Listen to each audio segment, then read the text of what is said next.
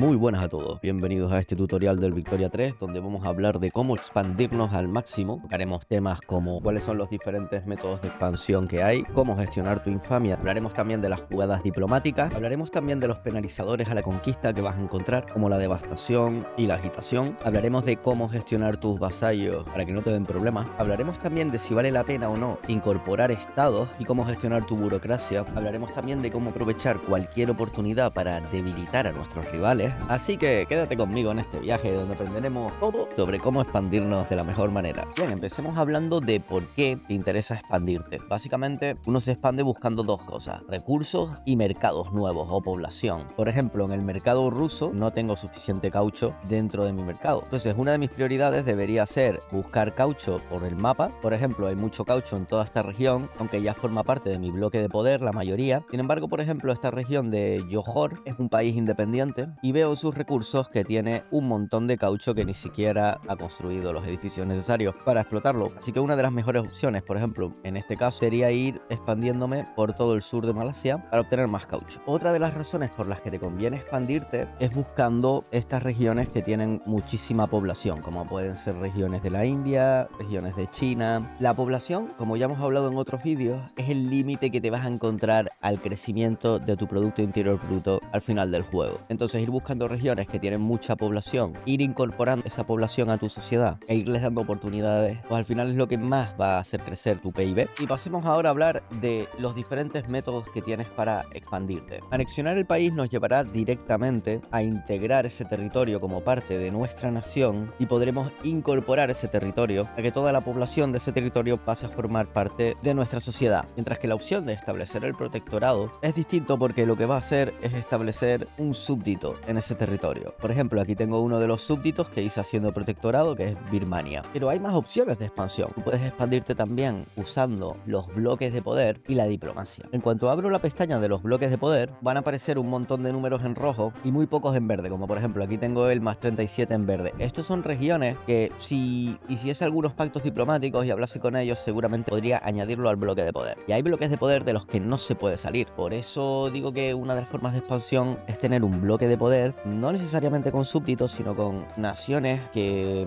han entrado en tu bloque de poder y después ya no pueden salir de él. Y otra de las formas de expandirte sería a través de los tratados, usando la diplomacia. Tenemos la opción de la transferencia estatal. Por ejemplo, yo les puedo pedir las Islas Canarias a cambio de, pues a lo mejor, un territorio que no me interesa y que se lo puedo dar para tener otros territorios que sí me interesen. Por eso, una de las estrategias más inteligentes es normalmente coger territorios pequeñitos, como por ejemplo Hoyo, que es una nación muy pequeñita, y simplemente añadirlos, hacerlos súbditos o anexionarlos mejor, para después intercambiar territorios, pues por ejemplo con el Reino Unido, que le puede interesar ahora mismo tener esta región. Así que sí, la opción diplomática también es una opción de expansión muy buena, y al final yo creo que una buena estrategia de expansión requiere entender estas cuatro opciones que tienes de expandirte y ir usando una u otra en función de lo que te convenga en ese momento. Un territorio que tengas totalmente vecino a tu frontera te va a interesar anexionarlo posiblemente, mientras que si lo que quieres es expandirte más allá a lo mejor de tu continente, te va a interesar ir haciendo súbditos, a su vez ir metiendo dentro de tu bloque de poder todas las naciones que puedas, sean súbditas o no, así como usar la diplomacia para intercambiar estados cuando te sea posible, ¿no? Si lo que buscas es expandirte usando los bloques de poder, te va a interesar mucho jugar con las obligaciones. ¿Qué son las obligaciones? Pues las obligaciones no son más que acuerdos realizados durante las jugadas diplomáticas o por recibir préstamos del otro. Y si alguien tiene una obligación contigo, no podrá iniciar jugadas diplomáticas contra ti, ni unirse a jugadas diplomáticas de otro bando que no sea el tuyo. Y estas obligaciones las puedes usar para forzarles a entrar en el bloque de poder. Entonces, esta va a ser una de las formas de expansión si lo que quieres es ampliar tu bloque de poder sin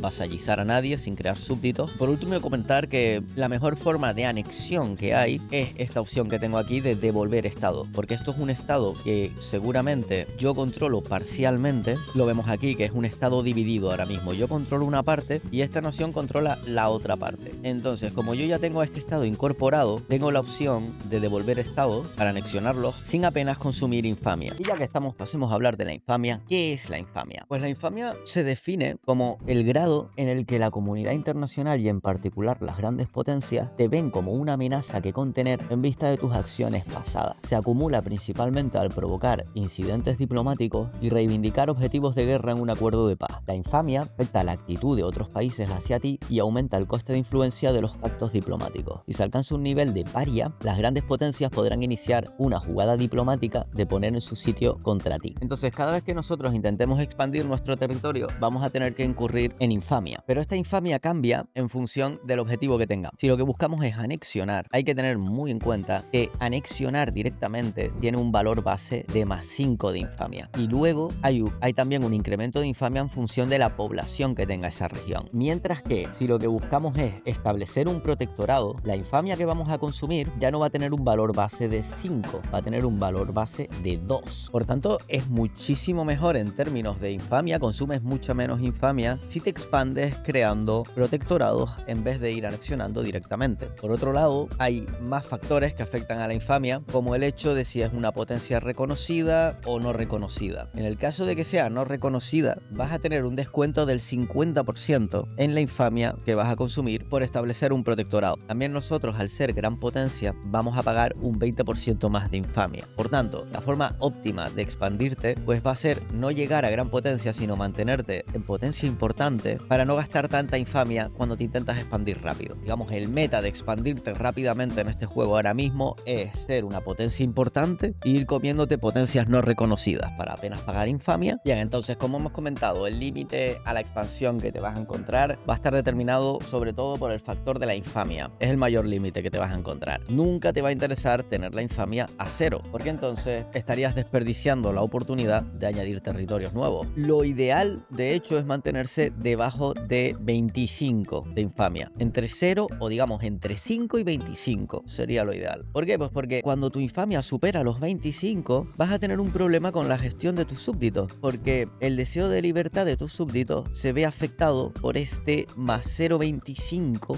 de infamia. Este +0,25 de infamia, que es durísimo y que te impide realmente anexionarte a tus súbditos, está pasando ahora mismo porque tengo más de 25 de infamia. Entonces, intentar mantenerse siempre entre 5 y 25 es lo ideal. Si tu infamia supera los 100, entonces te pueden hacer una jugada diplomática de poner en su sitio. Esto es que todas las grandes potencias van a ir contra ti. Por tanto, es muy complicado mantenerse en una infamia por encima de 100 y no es nada recomendable, de hecho. Fíjate que más allá de cómo afecta el deseo de libertad de los súbditos, ya tienes unos efectos aquí negativos que son terribles. Menos 25% a la resistencia de apoyar el separatismo y un más 50% de radicales por la conquista. O sea, llega un momento que si tú vas conquistando y sigues conquistando y sigues conquistando, te van a ir surgiendo un número de radicales por conquista que son bastante serios. Bien, pasemos a hablar ahora de las jugadas diplomáticas. Forzar jugada diplomática es muy importante cuando quieres tener varios objetivos de guerra, no solamente uno. Y vemos que en cuanto forzamos la jugada diplomática, nos va a aparecer la opción de añadir objetivos de guerra. Como pueden ver, aquí he puesto como exigencia principal el protectorado, porque si volvemos atrás a la jugada diplomática y, por ejemplo, le pido derechos de inversión sin forzar jugada diplomática, vamos a tener que tenemos como exigencia principal los derechos de inversión. ¿Qué pasa? Que si yo añado establecer protectorado como exigencia secundaria y no la convirtiese en principal, entonces Japón en este momento podría echarse para atrás y se cumplirían solo las exigencias principales, no las secundarias. Por tanto, el orden sí altera el producto. Primero, haz la más importante, sobre todo la que te consume más infamia, para que esté como exigencia principal. Porque si se echa atrás y las exigencias secundarias no se cumplen, vas a incurrir en un 25% del valor de infamia y no vas a conseguir el objetivo secundario. Entonces, mucho cuidado con eso. Siempre intentar conseguir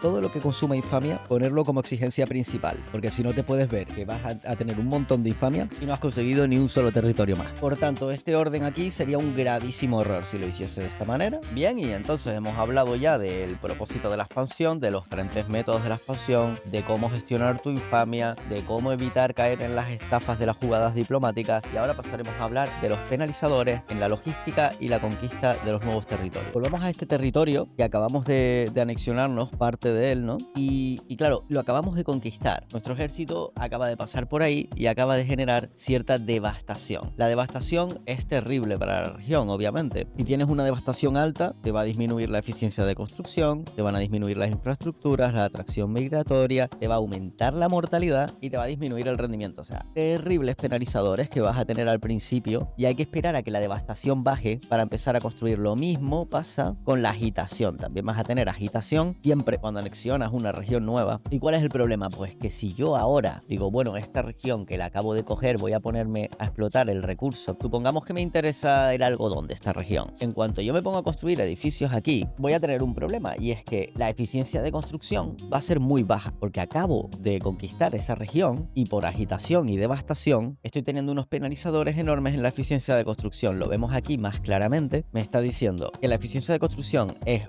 aproximadamente un 20% por debajo de lo que debería, debido a 29,7% de agitación y devastación. 0% de devastación porque es muy bajo, pero porque ahora mismo tenemos un 0,1%, pero si eso fuese un 10% de devastación o un 30% de devastación, pues lo tendríamos aquí como un penalizador mucho mayor. Entonces, tener en cuenta que al conquistar una región hay que darle un tiempo para que la agitación se modere, para que la devastación baje a cero, para que este factor desaparezca, y ahí es donde sí te interesa empezar a construir en esta región. Pero uno de los fallos típicos, por ejemplo, que yo he visto y que he cometido muchas veces, es llegar, por ejemplo, a Bahrein, conquistarla e ir enseguida a aumentar las plataformas petrolíferas. Pero claro, te va a costar muchísimo construir estos edificios, hay que esperar al menos 10 años. Por eso yo recomiendo, antes de construir los edificios necesarios por los cuales estás expandido a esa región, pues darle un tiempo para que la población pues sea asimilada, para que la población en esa región modere su agitación. Y en este sentido ayuda mucho también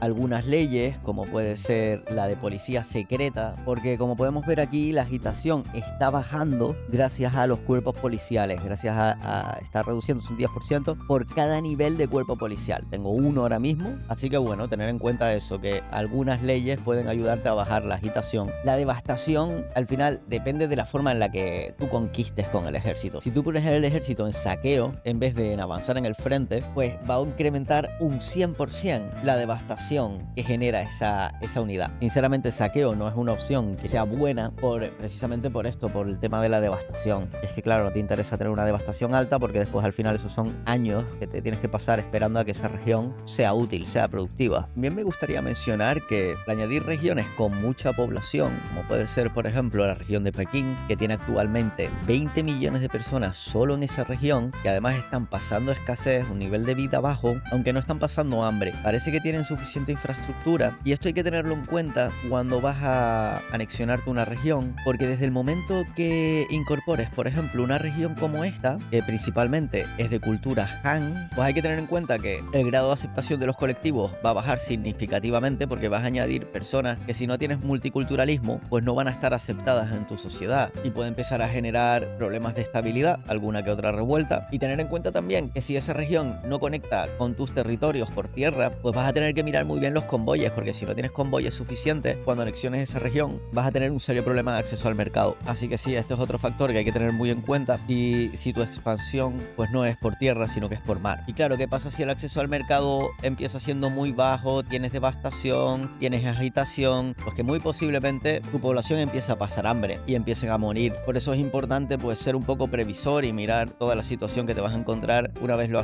anexiones, para que tu pueblo no muera, porque puede pasar eso, que empiecen a morirte todos los que tienes en esa región. Bien, y pasamos a hablar entonces de cómo gestionar tus vasallos correctamente, porque como hemos dicho, el meta entonces va a ser expandirnos creando protectorados, y luego esos protectorados los vas a tener en el apartado de súbditos en diplomacia. Lo primero que hemos comentado con respecto a la gestión de los súbditos es que si la infamia está por encima de 25, vas a tener un penalizador en el deseo de libertad de más 25, que es altísimo, ¿vale? Controlar siempre tu infamia para mantener el deseo de libertad muy bajo. Siempre vas a intentar llegar a la opción de anexionarte el país, obviamente. No quieres que la barra esté muy alta, pero no pasa nada si está muy alta. Por ejemplo, yo tengo aquí el dominio de la India, que claro, es enorme.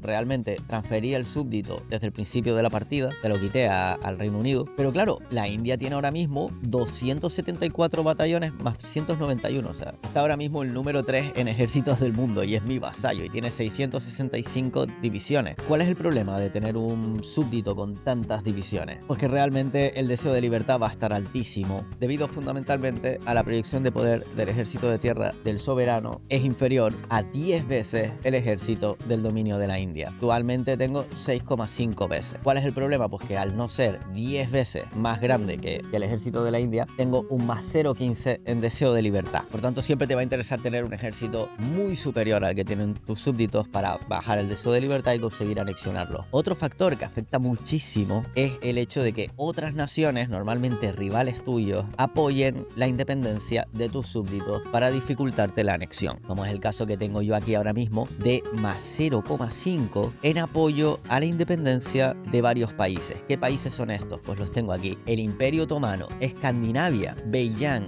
y los Países Bajos están apoyando la independencia de la India, dificultándome su anexión. Además, ahora mismo el dominio de la India es dominio y por tanto no voy a poder anexionarlo aunque la barra esta esté al mínimo, porque cuando la barra está al mínimo lo que va a pasar es que va a pasar a ser colonia en cuanto pulsa este botón, y después de colonia pasaría a protectorado, como protectorado pasaría después a marioneta y ya después de marioneta sí que se podría anexionar. Entonces hay varias fases y hay que irlas bajando. Una de las formas más típicas o más sencillas de bajar el deseo de libertad de un súbdito es con las acciones del soberano. Hay acciones muy sencillas, como por ejemplo la exención del servicio, que disminuye menos 0,05. ¿Qué pasa? Que esas 600 divisiones no las voy a tener si entro en guerra con otra nación, porque ahora mismo, si yo entrase en guerra con otra nación, esas divisiones me ayudaría significativamente en la guerra. Pero si quisiese bajar el deseo de libertad, pues podría primero bajar los pagos, darle derechos de inversión, darle exención del servicio, y realmente esas tres al menos son las fundamentales para con esto bajar significativamente el deseo de libertad. Lo ideal siempre va a ser intentar tener esto en negativo para que vaya bajando. Pero bueno, ¿qué pasa si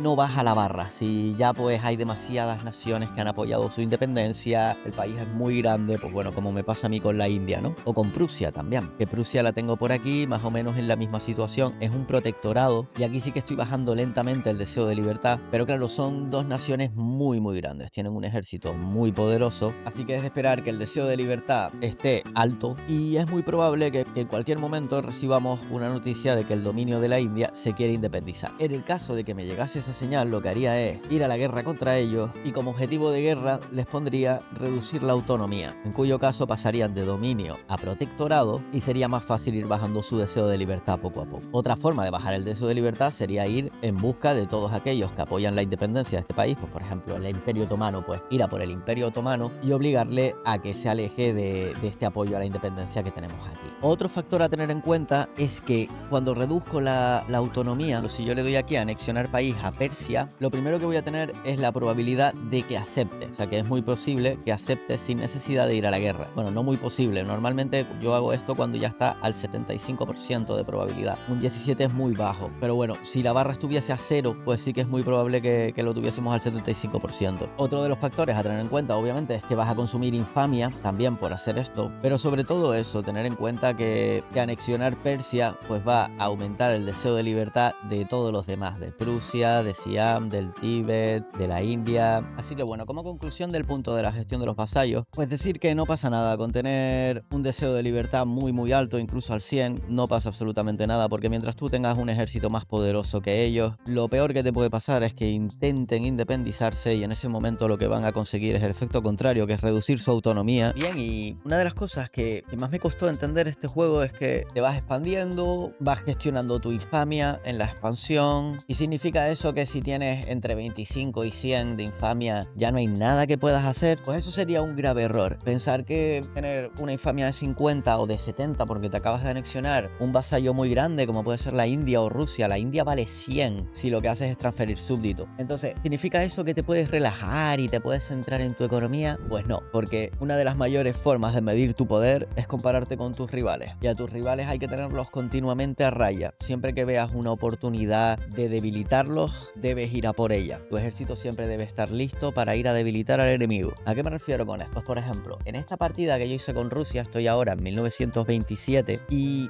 realmente tengo casi 2000 batallones o divisiones, pero es que el resto de los países ya apenas tienen divisiones. Por ejemplo, la República Británica tiene 460 divisiones, la República Francesa tiene 500, mi vasallo Prusia tiene 400, mi otro vasallo dominio de la India tiene 666. Entonces, realmente yo y mis súbditos somos más poderosos que las otras 5 potencias juntas. ¿Y cómo he conseguido eso? Pues lo he conseguido no solo preocupándome por yo tener un ejército poderoso, sino por debilitar al enemigo. Por ejemplo, tú tienes una infamia al máximo, ya no puedes añadir territorio en este momento. Por ejemplo, en este caso, mi infamia está casi al máximo, estoy en 86. Ahora mismo ya no estoy intentando mantenerme entre 5 y 25 porque ya no quiero anexionar más territorios, más súbditos. Ahora lo que quiero es simplemente expandir súbditos. En esa estrategia me puedo mantener entre 25 y 100. Recordemos que nunca más de 100 porque nos convertimos en paria, pero 86 es una cifra relativamente razonable. Terminé terminó mi tregua con la República Británica. No puedo quitarles territorio porque no tengo infamia, ni puedo transferir súbditos, pero sí puedo hacer una guerra con la simple intención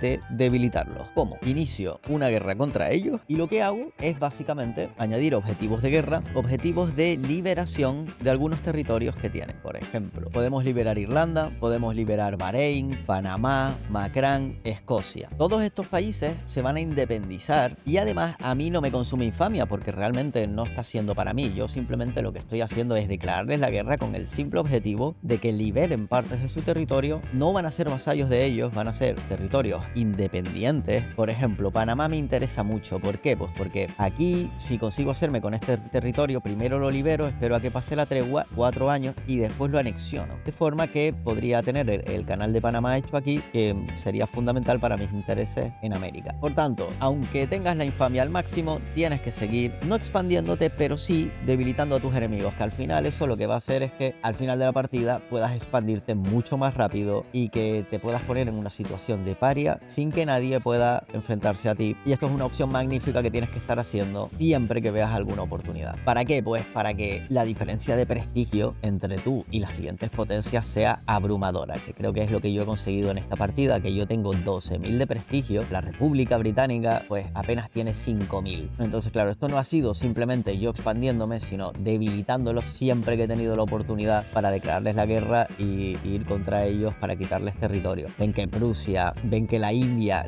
tiene 3.000 de prestigio ella sola, o sea, tengo vasallos aquí que están entre las 10 mayores potencias del mundo. ¿Cómo puedes anexionarte un país como Prusia? Pues es muy difícil, obviamente, porque normalmente te va a pedir mucho más de 100 de infamia. ¿Qué pasa? Que ahí es donde tendrías que aprovechar una guerra civil que haya, porque si ves alguna guerra civil donde se fracciona y se divide a lo mejor el país en dos, pues comerte la mitad del país sí es factible, y cuando ganen la guerra, al final van a terminar siendo súbditos el 100% de su territorio. Por último, me gustaría hablar de algo que también me costó un par de partidas entender bien, y es el tema de la formación de naciones. Por ejemplo, con Prusia, cuando empiezas la partida, te deja crear 3 naciones distintas: la Confederación del Rin, Europa Central y Alemania. La Confederación del Rin es una unión menor de la cultura norgermánica y surgermánica. La formación de la nación de Europa Central incluye muchas más culturas: la norgermánica, la surgermánica, la checa, la holandesa, la flamenca, la valona, la alemana, la noritaliana y la eslovena. Y también es una unificación menor, mientras que Alemania es una unificación importante. Y hay una diferencia entre unificación menor y unificación importante. Básicamente, para formar una unificación menor vas a tener que ir declarándoles la guerra uno a uno, pero la unificación mayor, que es Alemania, te permite iniciar una jugada de unificación. Y la jugada de unificación es la clave, porque claro, si tú empiezas a ir uno a uno anexionándote todos y cada uno de estos territorios, pues vas a tener que declarar la guerra a 20 países distintos y es bastante enrevesado. Sin embargo, si yo optase por sacar cuanto antes la jugada de unificación, pues lo que voy a hacer es iniciar una guerra contra todos ellos a la vez, de manera que si gano la guerra termino unificando rapidísimo, que es por lo que ahora para mí jugar con Prusia se ha convertido en algo muy fácil gracias a eso, a que voy directo a iniciar una jugada de unificación mayor y anexiono todos estos territorios de golpe, que de hecho te lo marca aquí cuando te pones sobre él. Pero claro, el problema es que, bueno, vas a entrar en una guerra con Austria también, pero es que por eso vas a necesitar a lo mejor usar un poco de diplomacia al principio, tener algún aliado como Rusia o Francia que te vaya a ayudar en esa guerra de unificación, y para iniciarla vas a necesitar vas a necesitar pannacionalismo, como nos está diciendo aquí, que es una tecnología que se investiga en sociedad, y ya una vez tienes pannacionalismo, que sería lo suyo, y anexionarte todos estos territorios de golpe. Y me gustaría comentar un par de cositas más. Lo primero, que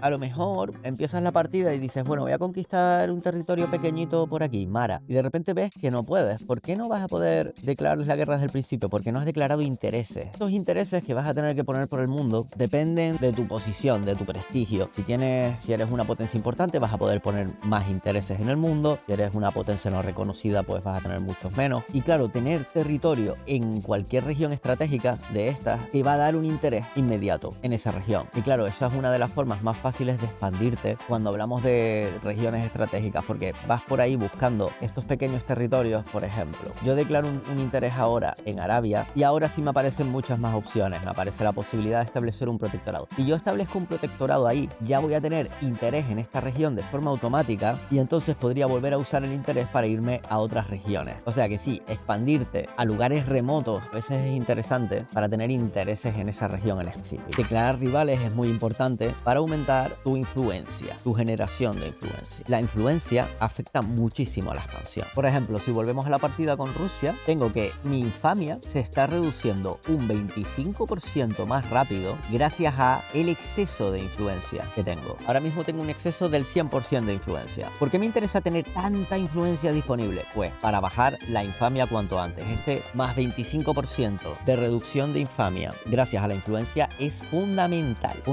si quieres expandirte rápido. Por tanto, hay que estar vigilando mucho siempre tus relaciones con el mundo, pues si estás garantizando independencia, si estás buscando alguna embajada de bloques de poder, todo esto va a consumir influencia. Los protectorados también consumen influencia, los embargos también consumen influencia, entonces hay que ir jugando bastante. Un embargo es muy buena opción para debilitar a los rivales, ¿cierto? Y una de las formas más fáciles para aumentar tu influencia va a ser declarando rivales. Por ejemplo, yo declaré la rivalidad al Imperio Otomano, a la República Británica y a los Estados Unidos, y al hacer eso ya me ha dado 1250 de influencia, y esto es un bonificador significativo. Cuando necesitas más influencia, lo más fácil es declarar la rivalidad a alguna gran potencia. Eso te va a dar muchísima influencia. Y bueno, como conclusión yo diría que los puntos claves de este vídeo son: no tengas tu infamia en cero nunca, siempre intenta tenerlo en un nivel entre 5 y 25 si lo que buscas es anexionarte vasallos, y entre 25 y 100 si lo que buscas es expandirte y tener muchos súbditos. Prioriza siempre expandirte a través de protectorados, no lo hagas a través de anexión directa, a no ser que ya tengas una reivindicación en ese estado. Anticípate a tus necesidades. Si necesitas, por ejemplo, petróleo mañana, entiende que tienes que conquistarlo hoy, porque van a haber penalizadores de agitación, van a haber penalizadores de devastación, y que eso va a tardar mínimo 4 o 5 años en quitarse, y que mientras tanto no vale la pena construir en esos territorios. Usa los bloques de poder para expandirte, creo que son la herramienta más poderosa que hay ahora mismo en el juego. Estate siempre pendiente de cualquier oportunidad que veas para debilitar al rival, que al final va a ser tan importante como lo que tú conquistes. Y bueno, aquí el vídeo de cómo expandirte al máximo en el Victoria 3. Ya me dicen en los comentarios qué les ha parecido. Y bueno, como siempre, muchísimas gracias a todos los nuevos suscriptores. Gracias por el apoyo y por el interés que han mostrado por estos vídeos. Y hasta otra.